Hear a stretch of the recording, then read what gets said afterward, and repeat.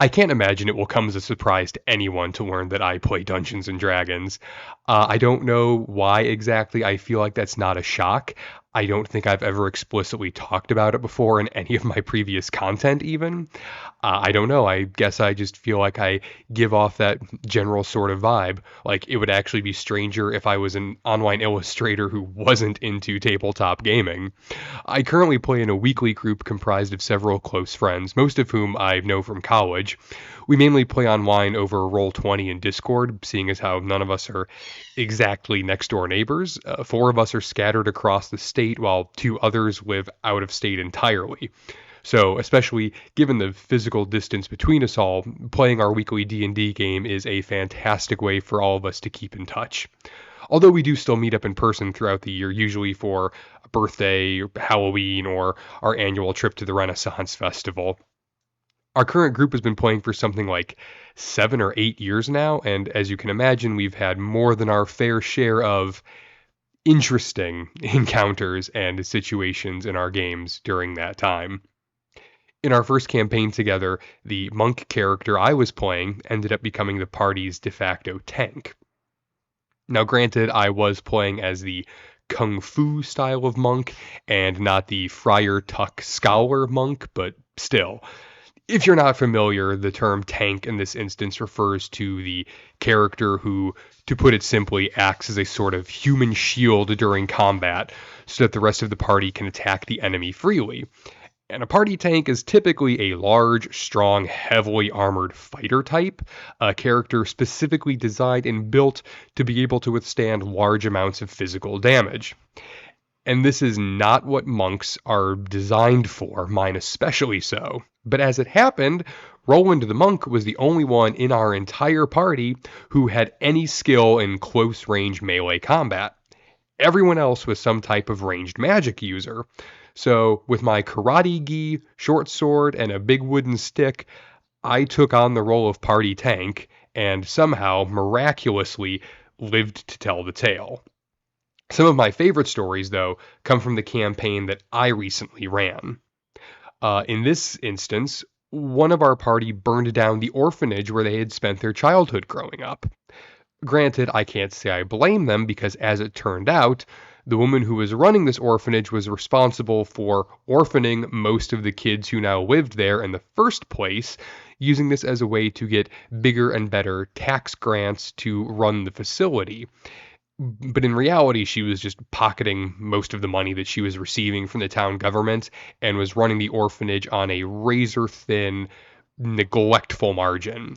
Frankly, the town was better off in the end once that place went up in smoke. The party also ended up starting a full-on fight club situation, but in their case, it wasn't a group of disgruntled guys in the basement of a bar, because that would have been too easy and too obvious. Instead, the party decided that their fight club needed to be held in the community room of the town's local retirement home, with all of the resident senior citizens as members. Worst of all was the fact that once Fight Club was organized and underway with several dozen elderly folks throwing punches at one another, they just left. On a brighter note, though, shortly before this, they did also help a brothel organized to strike for unionization and benefits, so that was nice at least. But my personal favorite experience from that campaign would be the Vampire Murder Mystery Train. Long before the campaign was truly well and underway, I already knew that I wanted to eventually do a story arc with a murder mystery set on a train. In this case, the killer was a vampire, with a series of subtle clues leading back to their hiding place, as well as a series of much more obvious red herrings that would lead to an innocent but highly suspicious passenger. The innocent passenger in question had a taste for dark red wine and blood sausage, was extremely pale, and dressed all in dark clothing, and his name was Vladimir Bloodman. Also, speaking of which, shout out to my fiance, by the way, for coming up with that name for the character. In point of fact, most of my best NPC character names from that campaign, as well as some of my favorite one-shot characters that I have made for myself since, they have all been named by my fiance. She is ridiculously good at coming up with NPC character names. Now, Vladimir was designed right from the start to seem suspicious.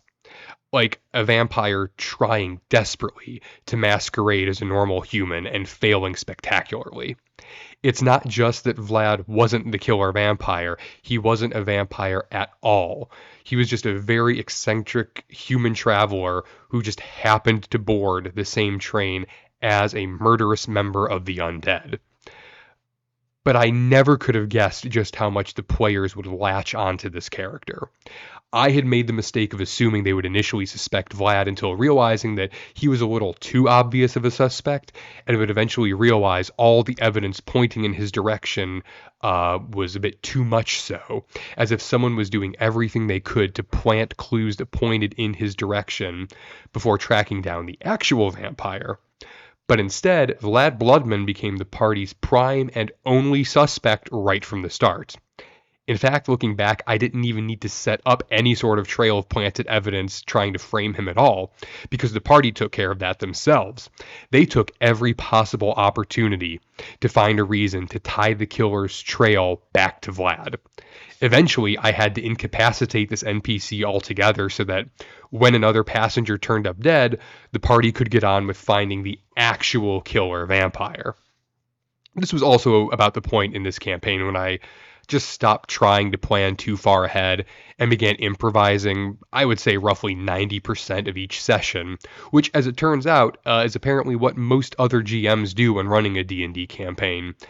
Because frankly, it's usually easier to just make it up as you go rather than trying to anticipate what your friends will do once they get into character. Hey, thank you all so much for watching. Please be sure to leave a like, a comment, or subscribe if you enjoyed. It would help my channel out so much. And if you didn't already know, Floof and Feathers has a book out now. It's a published collection of some of my favorite personal comics from my original web series, available now from Amazon and Barnes & Noble, so be sure to check it out. If you also want to help support what I do even further, you can find me on Patreon and Ko-Fi, and you can always visit my home website for all of my latest comics, news, and other projects. Links to everything are in the description below. Thanks again, and I'll see you all next time.